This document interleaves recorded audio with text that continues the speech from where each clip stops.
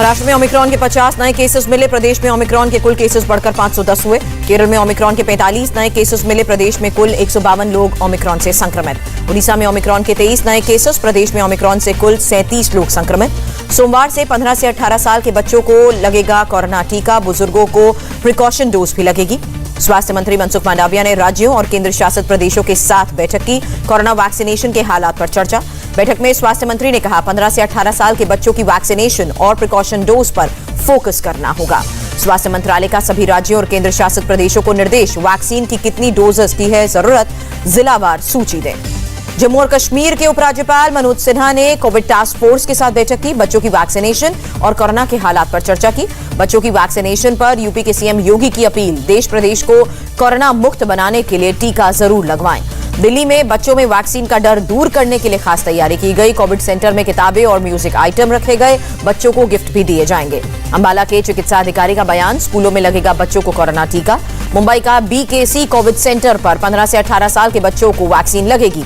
Centre पर 3208 bed उपलब्ध हैं। बीकेसी कोविड सेंटर पर हर दिन 500 बच्चों को वैक्सीनेट करने का लक्ष्य है।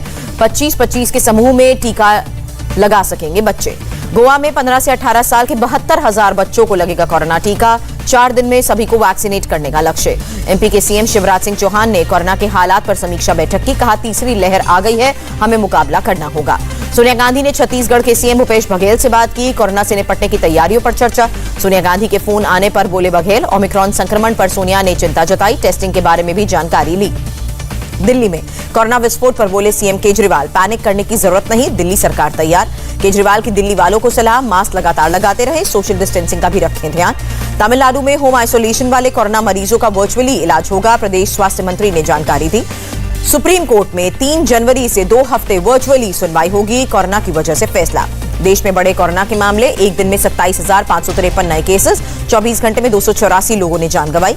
दिल्ली में कोरोना के कुल 8,397 एक्टिव केसेस। 24 घंटे में कोरोना से 3,194 लोग संक्रमित हुए। केरल में 24 घंटे में कोरोना से 2,802 लोग संक्रमित हुए, 12 लोगों की मौत। कर्नाटक में 24 घंटे में कोरोना से 1187 लोग संक्रमित हुए, 6 ने जान गंवाई। महाराष्ट्र में 24 घंटे में कोरोना से 11,877 लोग संक्रमित, 9 लोगों की मौत हुई। मुंबई में कोरोना के 8,063 नए केसेस मिले। 24 घंटे में किसी संक्रमित की जान नहीं गई। उड़ीसा में कोरोना के 424 नए केसेस। पिछले 2 महीने में पहली बार इतने केसेस आए। बंगाल में तेजी से बढ़ रहा है कोरोना संक्रमण। 24 घंटे में 6,153 लोग संक्रमित हुए। गुजरात में कोरोना के 968 नए केसेस। सबसे ज्यादा अहमदाबाद में 404 मामले। मिजोरम में कोरोना के 84 नए केसेस। 24 घंटे में 2 संक्रमितों की मौत। माता वैष्णो देवी यूनिवर्सिटी में 13 छात्र कोरोना पॉजिटिव मिले, बंद किया गया यूनिवर्सिटी कैंपस। नैनीताल के जवाहर नवोदय विद्यालय के 85 छात्र कोरोना संक्रमित, सभी को आइसोलेट किया गया। दिल्ली पुलिस ने मालवीय नगर में एक शराब की दुकान को सील किया। कोविड नियमों के उल्लंघन पर कार्रवाई हुई। कोरोना पर बंगाल सरकार का फैसला, सभी शैक्षणिक संस्थान, स्पा, सलून और मनोरंजन पार्क सोमवार से बंद रहेंगे। सोमवार से बंगाल में सभी दफ्तरों में 50% क्षमता के साथ ही होगा काम। प्रशासनिक बैठकें वर्चुअली होंगी। 5 जनवरी से सिर्फ सोमवार और शुक्रवार को बंगाल से दिल्ली और मुंबई के बीच फ्लाइट्स चलेंगी। कोरोना की वजह से फैसला। हरियाणा सरकार ने विश्वविद्यालयों में फिजिकल क्लासेस पर प्रतिबंध लगाया। हॉस्टल के छात्रों को कोविड नियमों का पालन करना होगा। चंडीगढ़ में 50% क्षमता के साथ होटल्स खुलेंगे। रेस्टोरेंट और विवाह भवन, फुली वैक्सीनेटेड लोगों को ही मिलेगी एंट्री।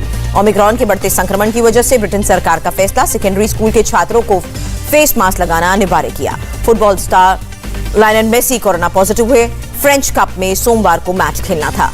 मेरठ को मोदी का New Year gift, major Dhyanchand खेल विश्वविद्यालय का शिलान्यास किया। 700 करोड़ की लागत आएगी। प्रधानमंत्री ने कहा मेरठ हमारी संस्कृति, हमारे सामर्थ्य का केंद्र। मेरठ की क्रांति की प्रेरणा से हम आजाद हुए।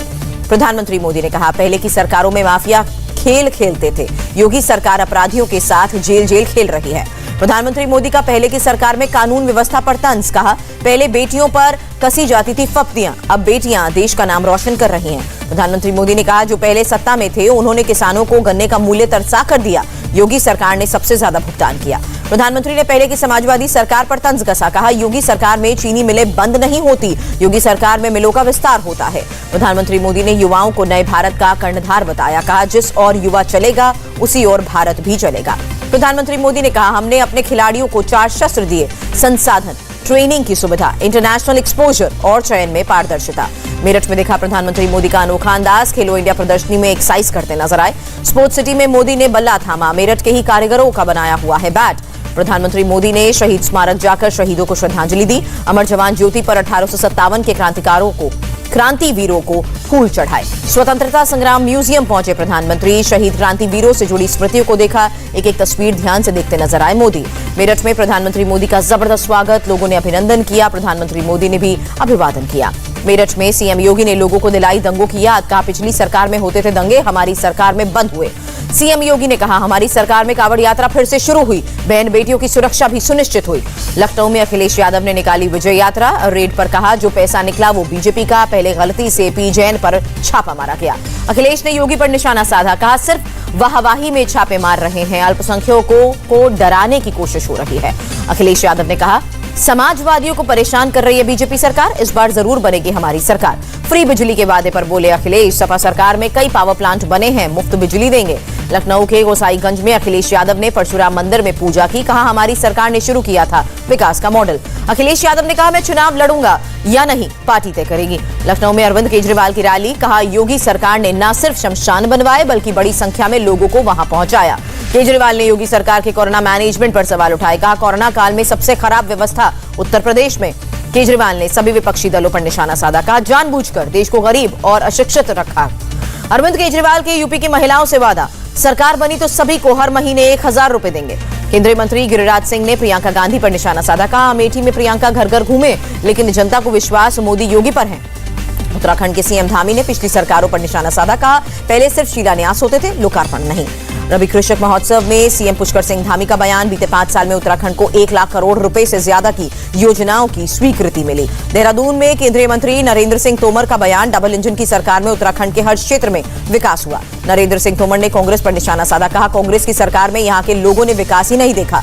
चंडीगढ़ नगर निगम कांग्रेस से निष्कासित देवेंद्र बबला और उनकी पत्नी भाजपा में शामिल। नगर निगम में बीजेपी की हुई है 14 सीटें। बीजेपी नेता दिलीप घोष ने टीएमसी को सलाह दी। कहा गोवा और त्रिपुरा की बजाय बंगाल के विकास पर फोकस करें। शिवसेना सांसद संजय राउत का बयान। 12 करोड़ की गाड़ी चढ़ने वाले प्रधानमंत्री मोदी खुद को फकीर नहीं कह सकते। केंद्रीय मंत्री राव साहब दानवे का बयान। उद्धव ठाकरे को स्वस्थ होने में लग रहा है समय, तो एकनाथ शिंदे को दे सीएम की जिम्मेदारी। 4 जनवरी को मणिपुर और त्रिपुरा जाएंगे प्रधानमंत्री मोदी। मणिपुर में 4800 करोड़ रुपए से ज्यादा की परियोजनाओं का उद्घाटन और शिलान्यास करेंगे। पेगासस जासूसी मामला। सुप्रीम कोर्ट द्वारा गठित पैनल ने इन्फेक्टेड डिवाइस के साथ 7 जनवरी से मिलने को कहा। राहुल गांधी का ट्वीट। गलवान पर हमारा तिरंगा है, अच्छा लगता है। मोदी जी चुप्पी तोड़ो, चीन को देना होगा जवाब। तकनीकी खराबी की वजह से हरियाणा के जींद में सेना के हेलीकॉप्टर की इमरजेंसी लैंडिंग। दिल्ली से भटिंडा जा रहा था हेलीकॉप्टर।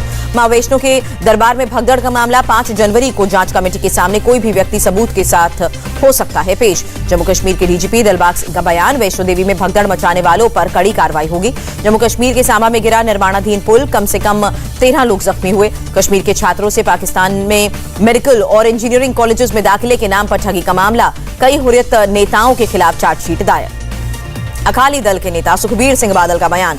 बेअदबी की कोशिश मामले में दोषियों को पकड़ने की बजाय सबूत मिटाए जा रहे हैं। सुखबीर सिंह बादल ने कहा पंजाब सरकार सारे सबूत मिटाना चाहती है, इसका मतलब साजिश में है उनका हाथ। असम सरकार ने स्पेशल हॉलिडे का ऐलान किया। सीएम की सरकारी कर्मचारियों से अपील, परिवार के साथ बिताएं क्वालिटी टाइम। दिल्ली पुलिस ने कश्मीरी गेट से एक अंतर्राज्यीय ड्रग तस्कर को गिरफ्तार किया। 1 लाख रुपए का इनाम था। उड़ीसा के बालासोर में बस और कार की टक्कर। बंगाल पुलिस के 4 जवान घायल हुए। डिब्रूगढ़ के कालीबाड़ी में एक घर से करीब 80 लाख रुपए का हेरोइन जब्त किया गया। 1 महिला गिरफ्तार। छत्तीसगढ़ के जांजगीर चांपा से मरवा पावर प्लांट में हिंसक झड़प हुई, जमकर तोड़फोड़ हुई। बिहार की राजधानी पटना में 8 जनवरी तक सभी स्कूल बंद, ठंड की वजह से डीएम का फैसला। अयोध्या में फर्जीवाड़ा करने वाला एक व्यक्ति गिरफ्तार हुआ। प्रिंटर, मोहर समेत कई फर्जी सर्टिफिकेट भी बरामद। सहारनपुर पुलिस ने कुछ ही घंटों के भीतर हत्याकांड का खुलासा किया। 2 हत्यारे गिरफ्तार। हापुड़ पुलिस ने 4 शातिर चोरों को गिरफ्तार किया। चोरी की टीवी, बाइक और अवैध हथियार बरामद। काबुल में सड़क पर उतरे प्रदर्शनकारी। अंतर्राष्ट्रीय समुदाय से तालिबान को अफगानिस्तान सरकार के रूप में मान्यता देने की मांग। कोच राहुल द्रविड़ ने कैप्टन विराट को बताया शानदार कप्तान। कहा विराट की वजह से टीम का मोरल हाई। प्रेस कॉन्फ्रेंस में विराट के ना आने पर राहुल द्रविड़ ने जवाब दिया। अपने 100वें टेस्ट से पहले मीडिया से होंगे मुखातिब। 3 जनवरी से भारत साउथ अफ्रीका के बीच खेला जाएगा दूसरा टेस्ट। जोहानिसबर्ग के वॉन्डर स्टेडियम में मुकाबला। प्रो कबड्डी में गुजरात जेंट्स का सामना हरियाणा स्टीलर्स से होगा। हरियाणा ने गुजरात को 38-36 से हराया। प्रो कबड्डी में 3 जनवरी को खेले जाएंगे 2 मुकाबले। बंगाल और जयपुर की होगी टक्कर, तो वहीं तेलुगु टाइटंस का पटना पायरेट्स से मुकाबला। इंडिया टीवी हर वक्त हर जगह डाउनलोड करने के लिए सर्च करें India TV news Google play store या ऐप स्टोर पर।